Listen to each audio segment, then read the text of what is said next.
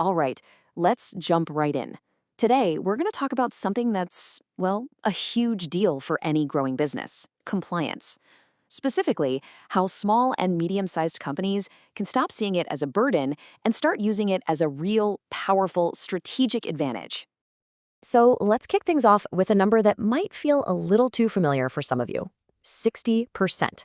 That is a massive chunk of small and medium businesses that are openly admitting, yeah, we are struggling to keep up with all this compliance stuff. This isn't just a minor inconvenience, it's a major hurdle.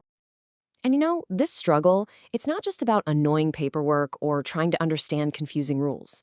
It actually opens up your business to some very real and, frankly, very serious threats. So the real question isn't just whether you're struggling, it's what happens if you're not prepared for the fallout. Okay, so when we say risks, what does that actually mean? Let's get specific, because the stakes here, especially when you're not a giant corporation, are incredibly high. I mean, just look at this. For an SMB, any one of these could be a knockout punch. We're talking about fines that can literally wipe out your profits, damage to your good name that can take years, if ever, to bounce back from, and disruptions that can grind your entire operation to a halt. And maybe worst of all, losing the trust of your customers and partners. That's just devastating. This is where we get to the heart of the matter. We have to completely change how we think about compliance. It is so much more than just a to-do list you rush through to avoid getting in trouble. It requires a total shift in your mindset. And that big shift is all about building what we call a compliance culture. Think of it this way. It's the difference between just following the rules because you're scared of getting caught and creating a workplace where doing the right thing is just what you do. It's automatic. It's part of the job, not some extra thing you have to worry about. It's all about getting ahead of problems instead of just reacting to them. And this table just lays it out so perfectly, right? On one side, you've got that old checkbox mindset. It's reactive, it feels like a necessary evil, a cost, and it's always somebody else's job. But on the other side, with a true culture, everything flips. It becomes proactive. You see it as a strategic advantage, a way to control risk. And this is the most important part, it becomes everyone's responsibility. Okay, so you're probably thinking, great, but how do I actually build this culture? Well, the good news is it's not as intimidating as it sounds. It all comes down to building a really strong foundation. And look, it really boils down to these three core pillars. You need commitment from leadership, you need clear policies, and you need consistent training. If you can nail these three things, you are seriously on the right track.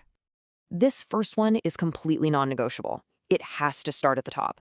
I mean, if the leaders of the company are not visibly, actively championing this stuff and leading by example, why would anyone else care? It really is that simple. Next up, your policies. These can't be these dusty 100-page legal documents sitting on a shelf that nobody's ever opened.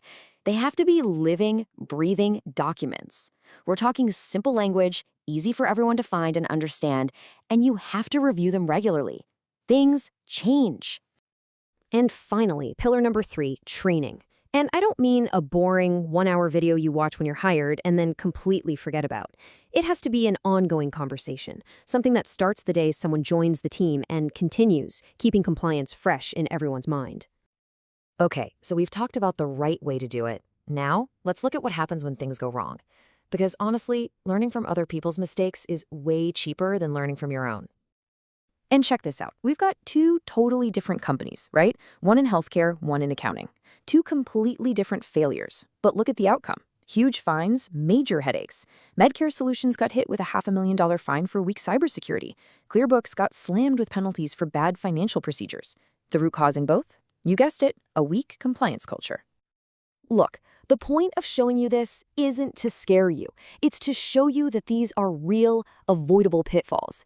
Every one of these failures is a lesson you can use to spot check your own business and make sure you don't fall into the same traps. All right, enough theory. Let's get down to brass tacks. What can you actually do starting tomorrow? Let's walk through a toolkit you can use right away. Here it is, a super practical checklist. Think of this as your day 1 action plan. Find out where your gaps are, write those clear policies we talked about, get that training schedule in place, and this one is absolutely crucial. Create a safe way for people to raise concerns without fear of getting in trouble. And as you move forward, just keep this simple 3-step loop in your head. Assess, plan, monitor. That's it. Figure out what your specific risks are, make a concrete plan to deal with each one, and then keep an eye on how it's going and be ready to adjust. It's a cycle, not a one-and-done task. At the end of the day, building this kind of culture, it isn't some giant, impossible task. It starts with one decision, one action. The most important thing to take away from all this is that taking that first step is completely in your hands. So the only real question left is, what's your first step going to be?